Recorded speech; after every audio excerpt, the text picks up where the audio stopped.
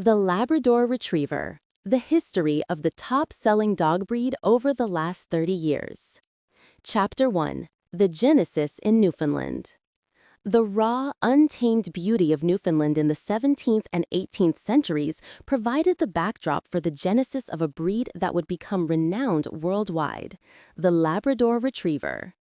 The relentless Atlantic wind, heavy with the scent of salt and fish, whipped across the craggy coastline, a constant reminder of the island's unforgiving nature.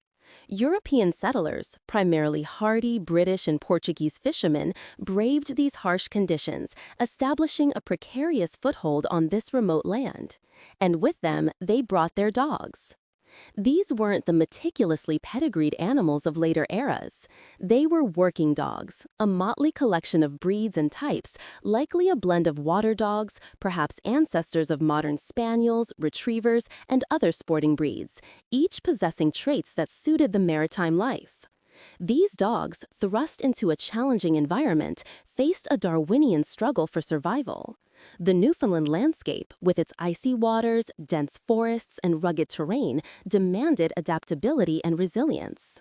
The fishing industry, the island's lifeblood, placed specific demands on these canines: strength, intelligence, a willingness to work, and above all, an affinity for water.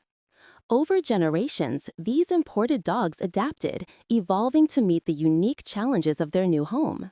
Natural selection, coupled with the selective pressures exerted by the fishermen, shaped them into two distinct types: the larger, more powerful St. John's water dog and the smaller, more agile, lesser Newfoundland.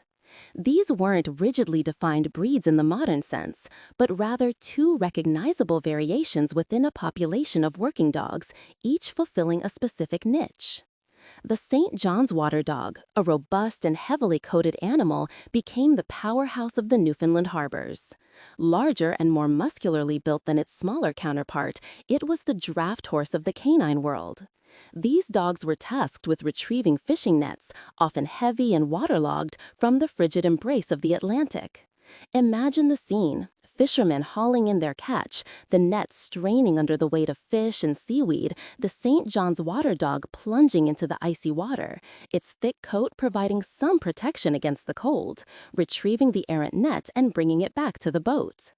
Their strength wasn't limited to aquatic tasks. They were also employed to haul carts laden with the day's catch or essential supplies, their broad chests and sturdy legs providing the necessary power for overland transport. Their dense gubble coats, often black or a dark color, offered crucial insulation against the harsh Newfoundland elements, a vital adaptation for a life spent largely outdoors. The lesser Newfoundland, in contrast, was a dog of a different build and temperament, and it's this type that holds the closest ancestral link to the modern Labrador Retriever. Smaller and more refined than the imposing St. John's water dog, the lesser Newfoundland possessed a shorter, smoother coat, a distinct advantage in the damp, often freezing conditions. A longer, heavier coat would become waterlogged and cumbersome, hindering the dog's movements and making it susceptible to hypothermia. The lesser Newfoundland's coat, while still water-resistant, allowed it to dry more quickly, a critical factor in the fluctuating temperatures of Newfoundland. This smaller dog excelled at a different, though equally vital task: retrieving individual fish that had escaped the nets or lines. Imagine a fisherman's frustration as a prized cod slipped through his fingers and back into the depths. The lesser Newfoundland, with its quick reflexes, keen eyesight, and unwavering focus, would be dispatched to retrieve the slippery prize. Its retrieving instinct, honed over generations of performing this essential task, was remarkably strong. These dogs were prized not only for their skill, but also for their soft mouth, the ability to retrieve fish, and later, game, without damaging it. A crushed or torn fish was of little value.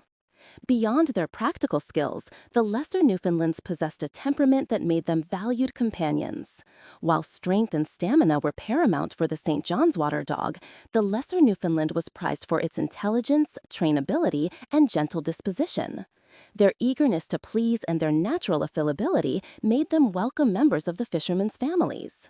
They often shared the warmth of the hearth with children and adults alike, their presence a source of comfort and companionship in the isolated communities of Newfoundland.